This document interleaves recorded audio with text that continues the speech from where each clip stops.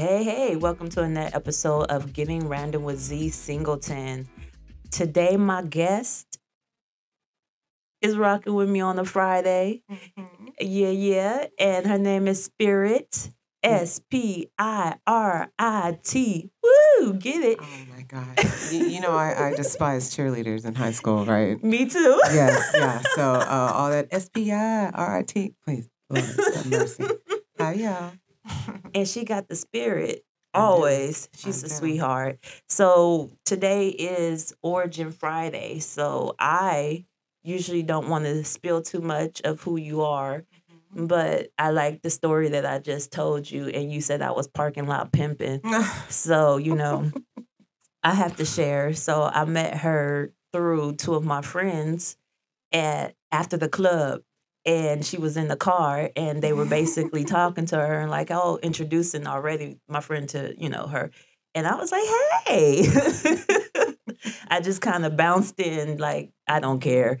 You could be a movie star. I don't care. I'm gonna still talk to you like you're just a normal person because why not? You're human. Absolutely. So I'm gonna give you that respect in that sense of being a human being and give you your flowers too because you're doing your thing. Thank you. So what I'm not gonna say is what it is because you're gonna tell it in your origin story. So I'm gonna round this off and say to you, who are you?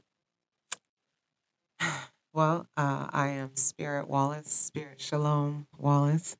I am a woman first, right? Mhm. Woman first. We sometimes forget that Yes. major part of our being.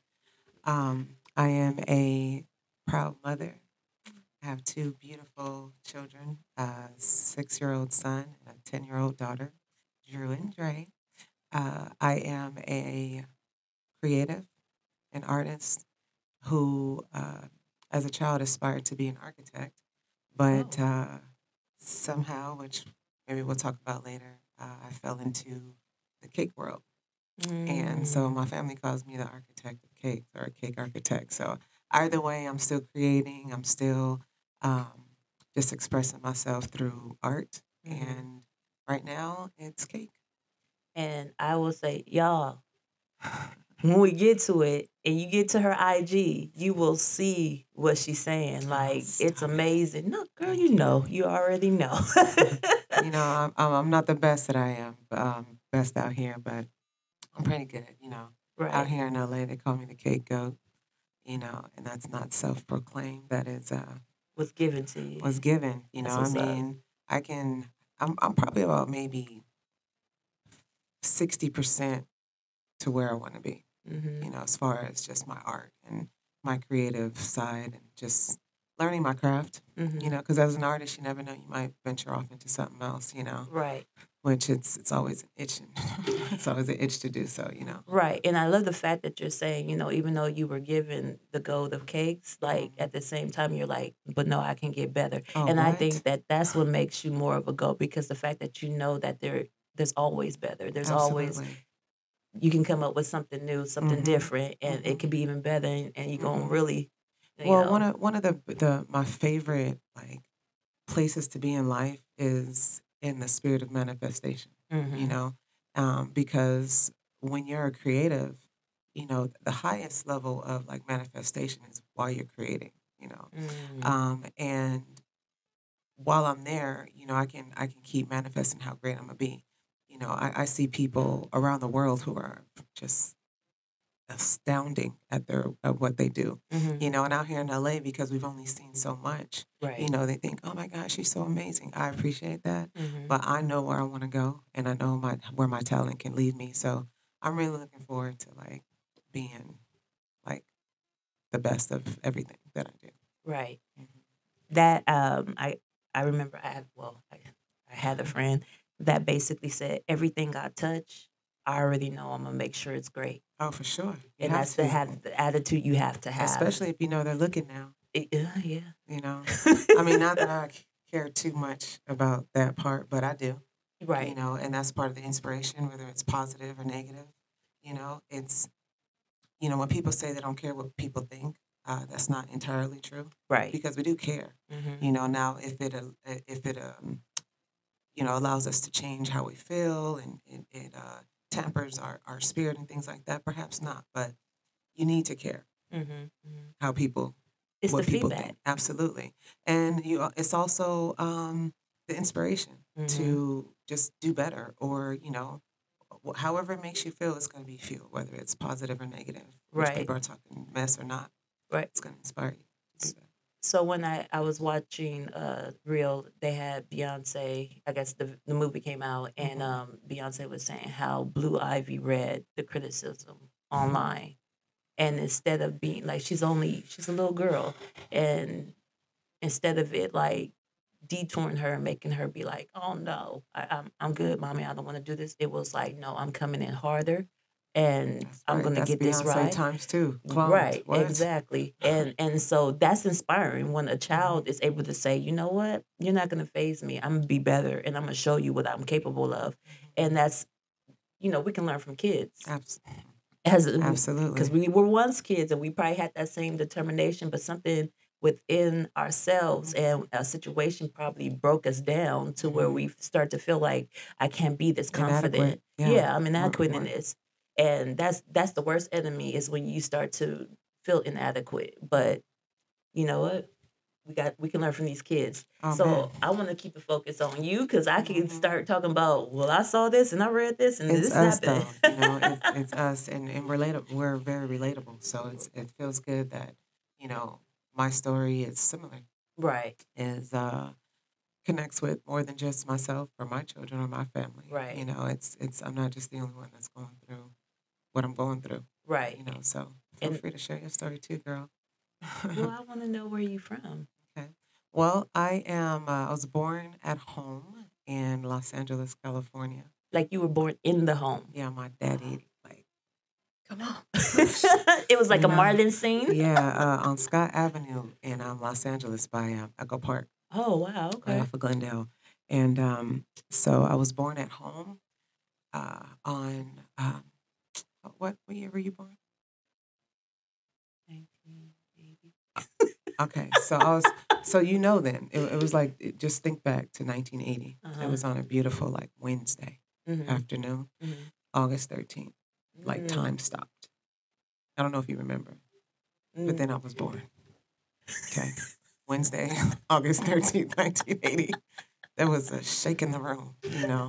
Time stopped and I arrived. I wasn't here yet. Okay, well, your mama now. Okay, she felt it. Yeah, I can Okay. answer. She was like, "Ooh, Okay. wait, is that Yeah. my stomach? Because It I'm was pregnant beautiful. right now." I mean, It's like- midsummer day, it was gorgeous, right? Mhm. But yeah, I'm originally from Los Angeles, and yeah, moved a lot. I was born to my parents, Muhammad and Cassandra. They're both deceased now, rest in peace. But my dad came from D.C. And my mom came with them, and my dad was Muslim, and he was also part of the Black Panther Party out in D.C. He did a few things to complicate himself in some government issues. So he then was on the run, right? Came out to L.A. My last name is supposed to be Duval. That was my dad's last name. My mom and my dad were married, but he gave me my mom's last name, which is Wallace, and he did that because he was on the run and he didn't want nobody finding him. So Right. he named me Wallace so that I wouldn't find him, because my mom was pregnant with my sister. So anyway, I ended up being Spirit Wallace, and I only found that out because when I was 12, I was asked to go to Trinidad and Tobago at the church to sing for missionary work, and I had to go get my passport. So I went and got my birth certificate, and it said Spirit Wallace, and I was like, "What? My name is Duval. That's my mom's last name." Right. And I didn't really care for my mom at the time, So to rewind back, I was here. My parents were married, but unfortunately, my parents met in the 70s. Dad was Black, mom was white. They did a whole lot of drugs and had babies.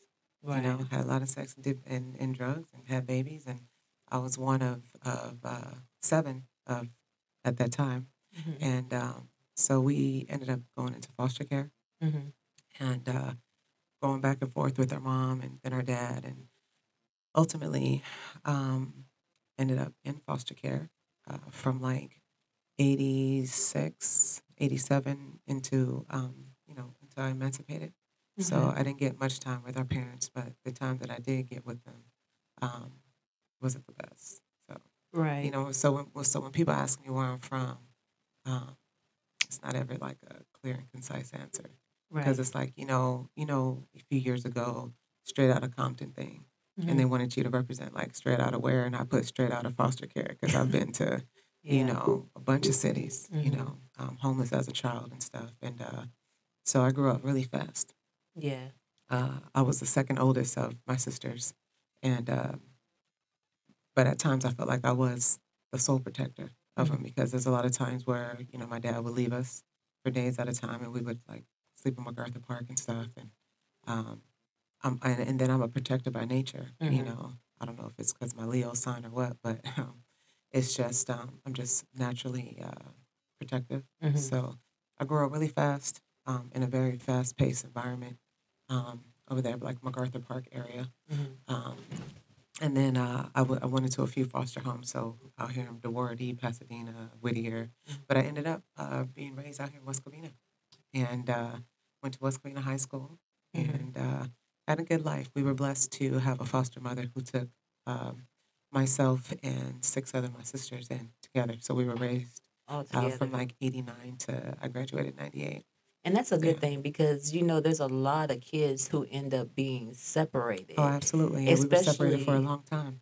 especially because back in 1980s that was not a big thing to No, them. not at I know all. now, like 2000s, they're more into like, let's make sure Oh, what? these Easy. these kids stay together. We don't Yeah. want to separate them like that. So I give them big ups on that. Like, Yeah. that changed. Yeah. She demanded, she found out she had two of my sisters who were twins. Hmm. She found out that there was more of us, and she worked really hard. She had to get an expansion on her home Hmm. because you did need to be qualified to have that many kids at once. I think seven was max. Oh wow. Okay. Mhm. Um, what was the hardest thing for you? Because Mm. I know you grew up fast. I remember when we talked about it, you had said to me, "Girl, the one thing is that if anything, I like you were happy that you appreciated your Oh, foster home. you, You you that know, you weren't there." I was one of those kids, and now I'm an adult, where I was grateful to be in foster care. Hmm. I didn't want to be living where my parents lived. I didn't want to be raised over there in MacArthur Park when there was nothing but drugs, prostitution, and just perverts and just poverty. Hmm. Hmm. It was over off of like we were over by like Ninth and Alvarado. It's James P. Wood now, Hmm. but it was a very impoverished area. Just no, you know. Hmm. I didn't want to become a product of my environment. Like we could have easily been uh, prostitutes, Hmm. uh, drug addicts, Hmm. homeless, all this stuff that Hmm. was in our face that we were destined to be, right? Right. So the fact that I was able to get out of that, Hmm.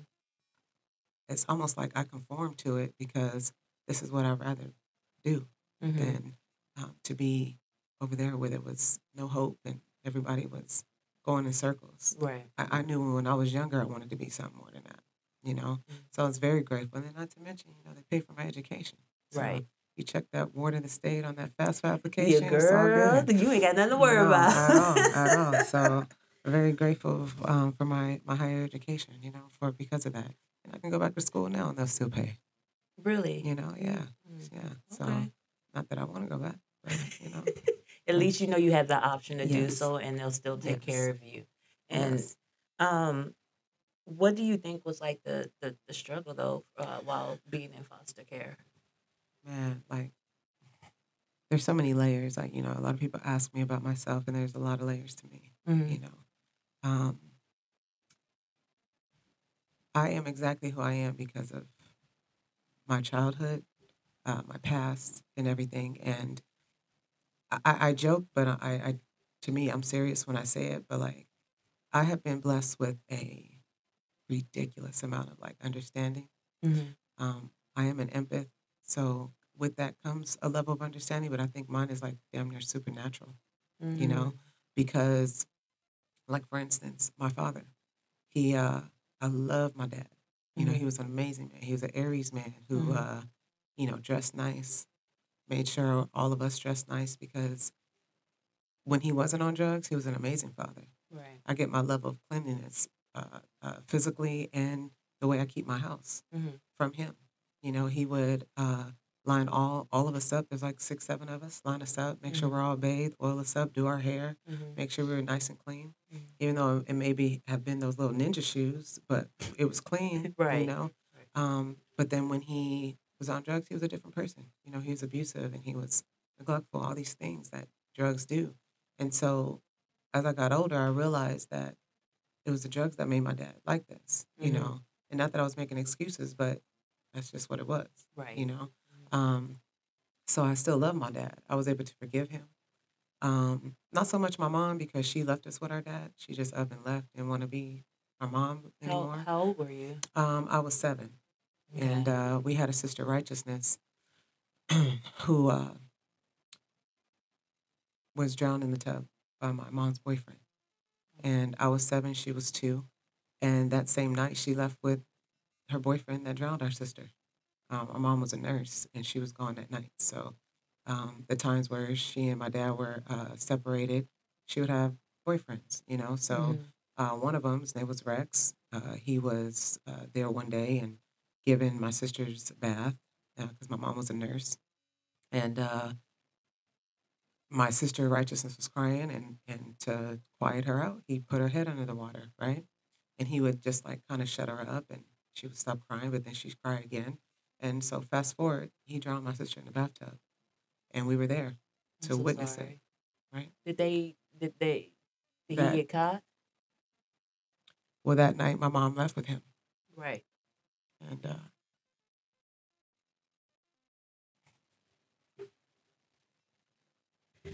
I always think. yeah, and I really don't cry because I wouldn't want a mom like that. Right. Right. I wouldn't want a mom like that who would just up and leave Right. with a boyfriend that just killed one of her children. I'm a mom. Yeah. I could never. I could never do that. I could not fathom even having thoughts of not wanting to be a mom to my children, Can I have the tissue, please? you know? So I say I can forgive my dad, but I couldn't forgive my mom because I have now, but at the time I couldn't because I couldn't understand how somebody could just up and leave, you know? And it gave me even more respect for my father because he still took care of us the best he could, Right. you know? And,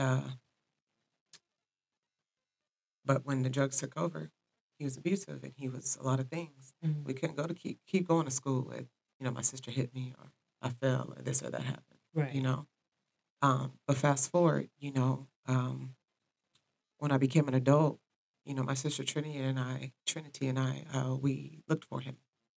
He was roaming the streets of MacArthur Park and all that, you know.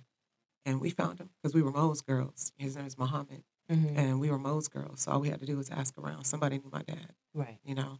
And a lot of the times we would find him still high. He was functioning, but he was still high. But I would say when I was maybe like 20, 23, 24, I just came back from Clark, Atlanta. And he was in rehab. And my dad became clean and started living a good life because he wanted a relationship with us. You know, because I told him I loved him and I told him I forgive him and he had hope, you know. So I fell back in love with my dad and I was able to build a relationship with him. And, you know, he was sober the last, I would say, 9, 10 years of his life. And my dad had been doing drugs damn near all his life. Right. You know, he was doing drugs so much that he was on methadone every day just to function, you know. And my father passed because he and my mom contracted Hep C from drug use. They were heroin addicts. And it lied dormant in his body for a long time, but then he passed from liver failure from Hep C. Both he and my mom did. It's kind of crazy within Oh, like that's a interesting. year of each other. Really? Mhm. Did they ever get back together at any point? Oh No. no, after my sister was murdered and she left him, what? There's no way to forgive that Ever, at all. ever. Yeah. Because my dad loved his daughters. My dad had nothing but girls. You know, Wow. He had that out of ex. 16 kids, he had one boy or two boys actually. That's another story. I didn't know I had an older brother until like 2 years ago. He's 52. He lived in D.C. I never knew I had a brother. I embraced my white side the whole time. I didn't know my dad had family. So Right. imagine growing up as a black woman, you just knowing your white family. You got Right. your white sisters, had two sisters and two brothers that my mom had before I met my dad, and then all my aunts and uncles from my mom. So Right. we knew nothing but the white side. So 2 years ago, almost 3 in March, we found out we have a whole tree of family living in DC that found me on Instagram. Wow. You see how social media, social media has its Yes, positive yes, points. yes. And that's like one of it, like being able to know that you didn't know you had family and all of a sudden now Girl, it just, I know it made a difference. he just asked me, he was like, is your father named Clyde? What? My father's name was Clyde before he converted to Muslim. Right. He was then Muhammad Duval L. Right? So he's like, is your father's name Clyde? And when I read that, I was like, Tears, huh? I didn't ask, who are you? I just like, it was like a puzzle connecting, like interlocking. Boom. And I cried. It was like 2, 3 in the morning. I called my sister Trinity. I was like, they found us. And she was like, who? And I forwarded the message. And we've been connected ever since. Like, and I have like my family's doing good out there. Right. See, Like, I know that feeling. like real good. Like, real good. Like CIA and like real good. Oh. Yeah. Like, I mean, I'm smart, right? But I was like, I get it from my daddy, like for real. Right. And can I just tell you, they look like my dad. They do. They look like me. Like having family that looks like you. And then they had like pictures of my dad when he was younger and like pictures of me when I was a kid. I didn't have any of that. Like imagine not having a picture of not knowing what you look like as a kid. So he would actually send pictures to them. No. He just knew that he had a daughter or two. He had a whole slew of kids. Yeah, it's crazy. And one of my cousins out there is a homicide detective for Washington D.C. Well, he's now a ATF agent. But yeah, I was like, dang, cuz you went from asking questions to knocking down doors. It's like, yeah. but they're really, really successful. So, and I went from crying to smiling because that brought so much joy. It's like God keeps like making deposits of joy into you. Yeah. And as you grow and you're ready for it, you're ready for more. When your heart is open more, it happens. So, and I know our conversation's all over the place. No, it's fine. No, it happens like that when the spirit is moving a little bit. I can connect with that because I remember I went to a funeral in Louisiana, and it was one of my uncles from my dad's side, my great uncle. He passed, and going to the repast after, I end up meeting all these cousins, and so I get it in the sense of like I'm only it's only my mom's side that I've grown up with, so I've only got like 6 cousins as far as I'm concerned. And then all of a sudden, I come and I'm 19 years old and I'm here and I'm boo-hooing. I know it's supposed to be about my great uncle that passed, but I'm boo-hooing because now I feel like, dang, y'all kept this from me. Like, I didn't know all these cousins existed. Like, could you imagine summers, what they could have looked like?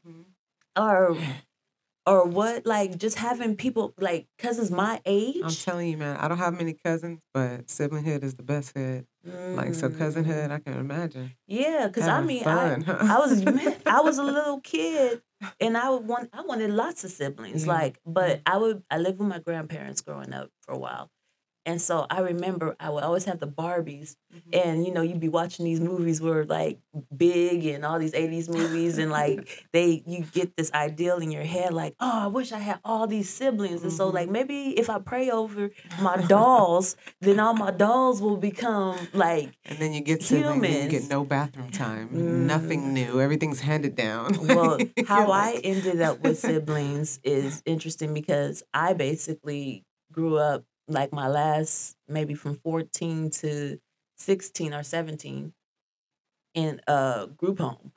So I ended up getting siblings because of that, oh yeah, oh yeah.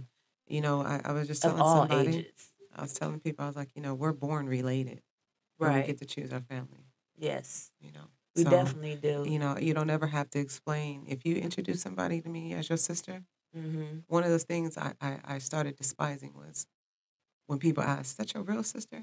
What does that matter? Or Yeah. y'all got the same dad, same mom. Like, that is so invasive. Like, They didn't care too much about that. Like, yeah, or I it's so hate when they just put, oh, so that's your half your half sister. sister, your No, steps. That's what I'm look at saying. You got here. the same mom. That Look, baby came out my mom coochie like I I look. I'm like, did, we came and through the that's it. same portal. Yes, Did we get and the that 10? is it. Yeah, we made Okay, we 10 a got long about time the ago. same. Right. Oh yeah, that's right. I'm Like, like, shit. excuse me, She said, but "Long like, time I ago." mean, yeah, that same dark hole, my Mm-hmm. sibling came out of. So that is my sibling, and that is Mm-hmm. all we're saying. Yeah. Bottom line, it shouldn't Yeah. be, oh, well, y'all don't really look alike, but because she You half Bangladesh, like know. we not looking alike now because her hair looked like chili hair. Yeah. Right. Tell me something. Yeah. Yeah, I'm the one that had to sit there and be with her all the time. You didn't leave us Right. All the alone. way along. That is my sibling. Yeah. Bottom line, I ain't got no halves. Yeah. Even when I'm mad at her, she ain't my half. She Not is my ever. sibling, my heart. Absolutely. But I'm Absolutely. gonna get off of her. So I know that I've had definitely some difficulties just with being in like the system and just growing up fast and everything. It just feels like for me, if like I was talking to a friend the other day and I said, yeah, I'm in my 40s, but some reason it just feels like I'm just catching up. And that yes, I know I have to make adult decisions and everything, but it's something in me that feels like okay. And I know that it could be probably just the trauma that put me at a certain age, and now I'm starting to like catch up because sometimes I feel like I may be 30. Well, I think a lot of that has to do with the lack of uh, guidance, the lack Mm-hmm. of support, Mm-hmm. the lack of all that stuff that a wholesome or what, a two family parent home would have, Mm-hmm. that whole, hey, let me make sure you're doing your homework, Mm-hmm. to, hey, it's 6 o'clock, 7 o'clock, it's time for dinner, bath, bed. Mm-hmm. You didn't have much of that growing up in the foster care system. You didn't have, the concerned parents to make sure that your homework was done, right?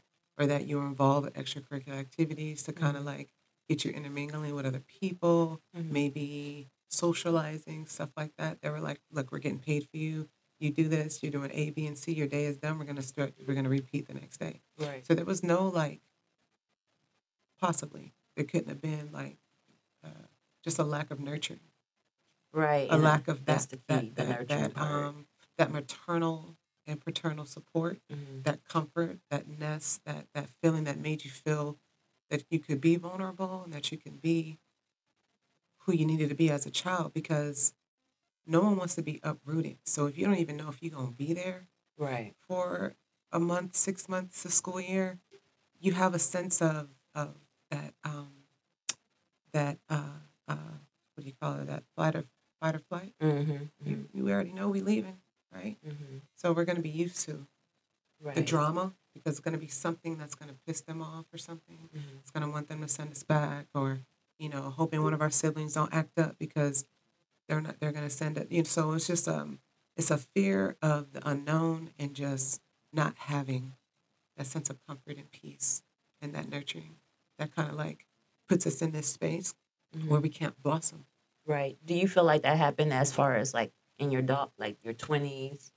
I've had to teach myself damn near everything. Right now, I'm in a struggle because I'm not that financial savvy.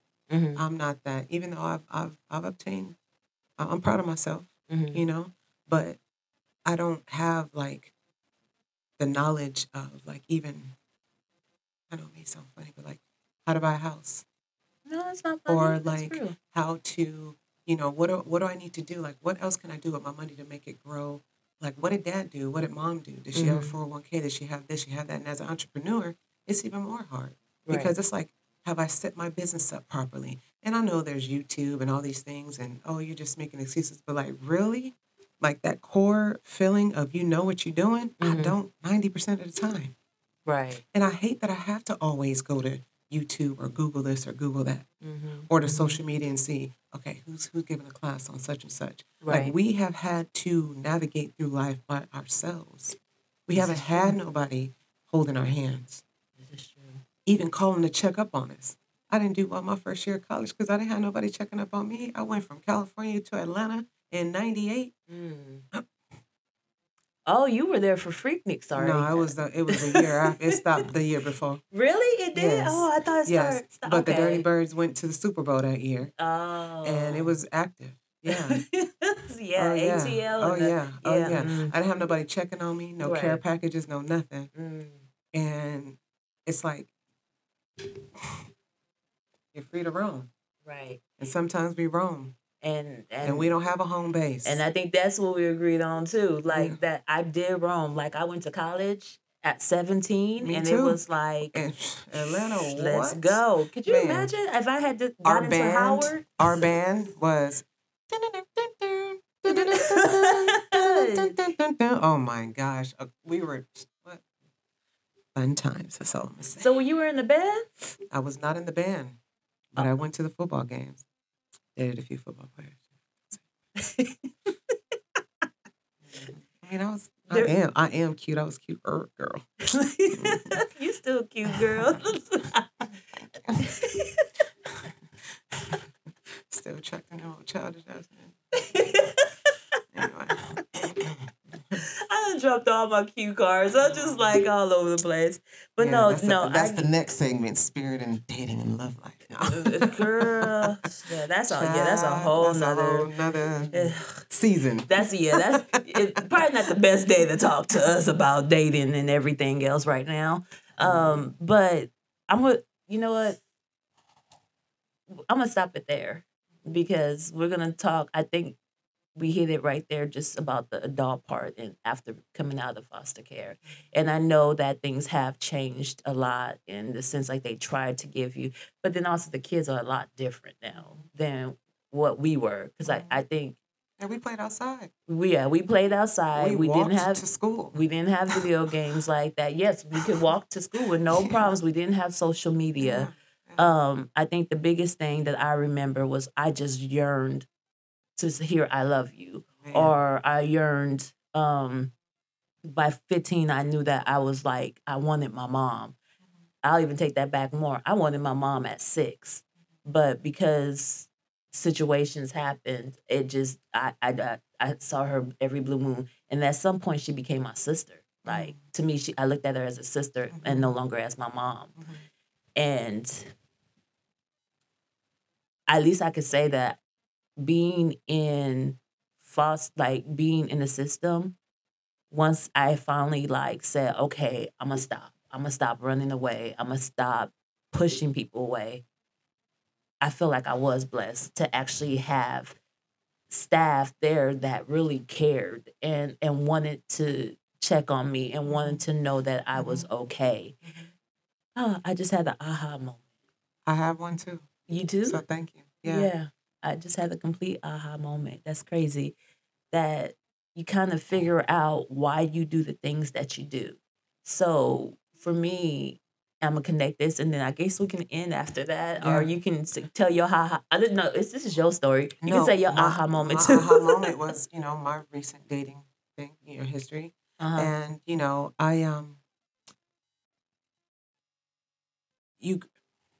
we develop a sense of tolerance for pain, Mm-hmm. right? Mm-hmm. And as we get older, it's really high, right? Mm-hmm. So the little stuff that, let's say Jennifer with two parents would consider harsh, Mm-hmm.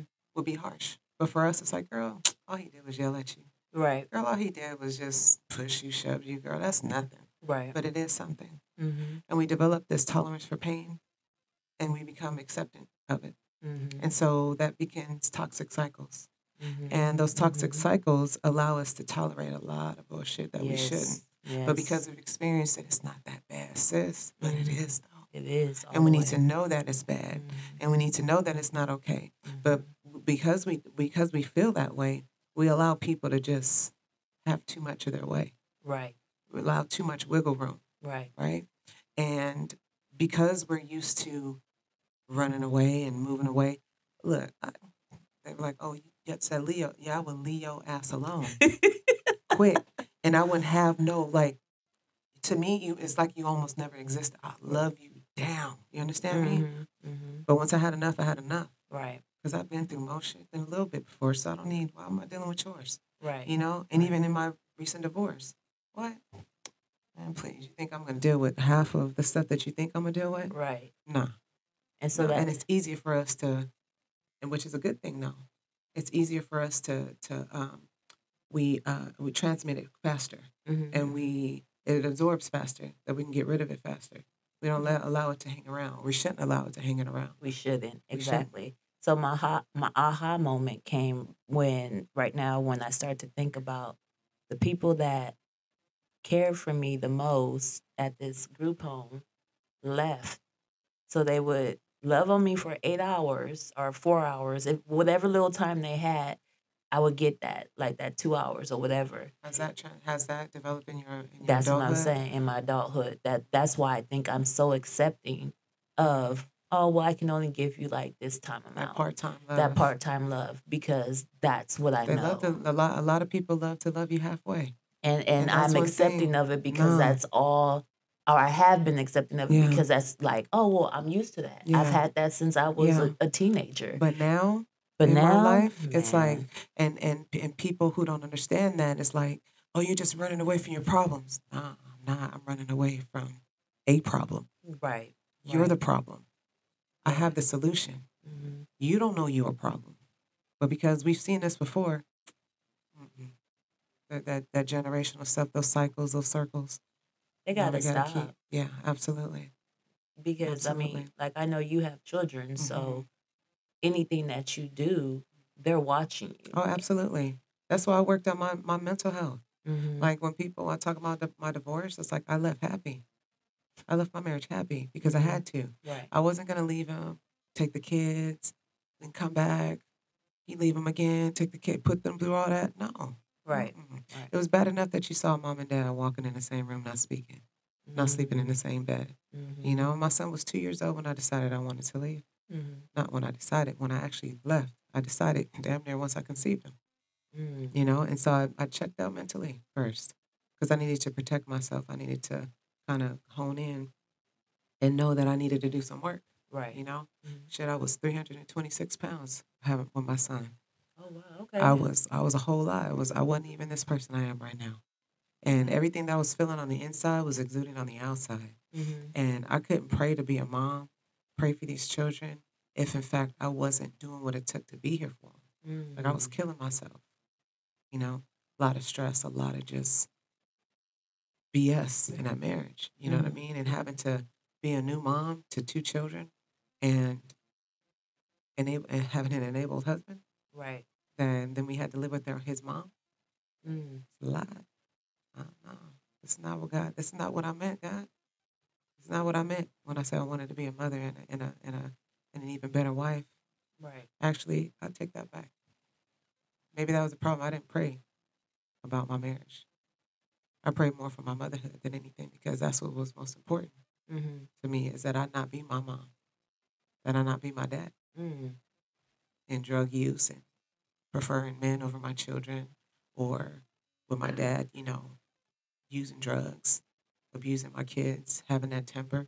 I'm a fire sign. I'm already short-tempered, or I was anyway. But I prayed that off. Like I'm not the person, high school, college spirit. My words will cut you like a hot knife to butter, quick. But that was my weapon. I've never had like a physical fight because my mouth would you wouldn't want to fight me after that, you know. You be And like, what them hands do if that mouth do it like that? oh, what that mouth too? No. Wait, that's a whole nother I that going there. Season 1, episode 6, 9. Sorry, kids. That's why it's 18 and over. But no, it's like but I did a lot of work before I left my marriage, and I'm to this day like I found music. Like music is my is my it's my peace. Mhm, You know, it's a vibration. People don't believe in vibrational sounds, and when you use that to just kind of find your middle and to settle and to just calm yourself, it took a long time, girl. My son will be 7 in January, and I would say in the last 4 years, actually more so the last 3 years, I've been my happiest, my healthiest. Maybe not my healthiest because I had to put on a few pounds, but I just feel great, Did you right? feel that? Yeah. But Okay. I feel great, and my kids are happy. That's how I know I'm healthy because my kids are happy, genuinely. And healthy kids come from a healthy environment, Right. and I just want to make sure that I continue to be who I need to be for myself, so that it can Give to resonate them. and give to them because this is we're energy, big old balls of energy. And people don't understand, like, even scientifically, it's proven that your child, up until 6, 7 years old, is still energetically connected to you. Like, that's real, Yeah. And even so, like, I have to be at peace. I have to be good because my kids, I'm trying to raise them to be amazing humans, not to mention, scholastically and mentally, emotionally, socially, you know what I mean? Spiritually. Spiritually, what? So it's a lot. And, and I didn't get married to be divorced. Right. I didn't have But children. who says that? But Though? Nobody gets married to get I divorced. didn't have children to be a single mom. Shit is hard. Right. It's hard. Their dad supports them when he's that, like, I make sure that they're there with him on the weekend. But support financially. We can put this in there or not, Right. but he doesn't. Right. We live in LA. It's hard. Yeah. So I thank God every day for my gift and for the anointing that he has and the favor that he has on me because, girl, I make it work Right. every month. My kids don't want for nothing, Right. So you have to do what's best for you and to try to find what makes you happy. Eucalyptus, the smell of eucalyptus and mint makes me happy. Symphonies make me happy. Like You said that like vibration and closing vibrational your sound, eyes and just what? hearing it. It just Yes, I say, Alexa, play meditation radio on Pandora. They have all my and speaking of which, like Andre 3000, I just want to publicly thank you. Okay, that when I tell you, I played that back to back. I loved every single bit of it, and I was like, this man is one of the most best-selling record. I mean, all kind of accolades to this man. Okay, and he could have done anything because he has that much influence. He hadn't had an album in 13 years, right. and then his spirit was led to try and bring y'all peace, Right. and y'all still ain't listening. No, they're Y'all not. better start listening. They clowning. You understand? They But clown. I guess mean, it what? threw me. I'll be honest. It threw me off at first. I was I like, smiled. I was like, oh, okay, all right. And then we just That's sat my there. type of We were thing in now. Texas, and we just all sat there under the influence of love, Man. of friendship, Yes. and you kind of just like you just felt it. I mean, I know sometimes I was like,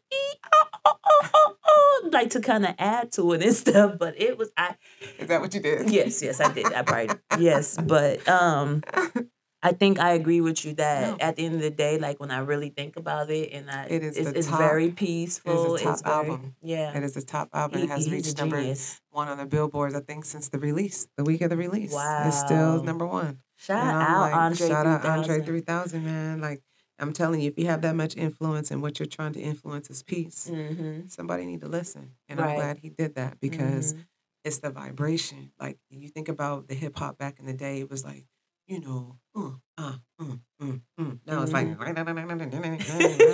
right? It's like it's Yeah. almost demonic, you Mhm. know, and it's the energy back then wasn't like I'm gonna go and shoot your hood up, all that stuff. But it was Right. more so like your mama needs to bathe and your daddy And needs the to chicken, the chicken, yeah. you know. You're right. Now it's like you know I want to do your bitch like this, and I'm yeah gonna go to your girlfriend yeah, and after. then I'm gonna lick my and girl, sit Just down. like, You yes, know, it's pretty it's like bad. it's the vibrational. It just affects our body and it changes our Mhm. mood. So I appreciate that type of thing. You know Right, what I mean? right. So Well, and if they really listen to like a lot of the other albums, he's always been on he's that. always been that. Yeah, I he's been mean, there all the Erica, time. girl, you got a little bit of Erica. Girl, you don't change after Erica. You don't change after No, Erica. you don't. You Well, know what I Common mean? kind That's of my went girl. back. I mean, in his style of dressing, he went back to. Yeah, well, he was defiant. We don't like those kind. Okay, and on that note, We don't like those kind. I'm not a witch, but I'm connected. Hmm. so I just want to say we got a part two to this. We're gonna try something new, y'all. I got a little bit of feedback and people say, oh, that's a long thing to watch. So for y'all who got ADHD, got other things I have happening, ADHD. have other things happening where you can't just sit down, relax, and take a moment. I respect that. Cause honestly, I got it too. Don't know. I can't actually. I really can't. I don't know how I do it. When I do veg outs. You know, it fuels our creativity. You know, it keeps our Yeah, mind fresh and keep going. So I embrace mine. yeah. I It can helps veg me out though. Like I for can sure. like I could just be like Myself. this, and I can stare at the TV with no problem. But yeah, I get it. The whole like an hour can be long. So we're gonna come back with a part two with Miss Spirit, and we're gonna see how life from being a young child and just the trauma and the aha moments and how it all has transferred to you now as an adult. And I know it kind of hit on it a little bit already. So till then, just stay random.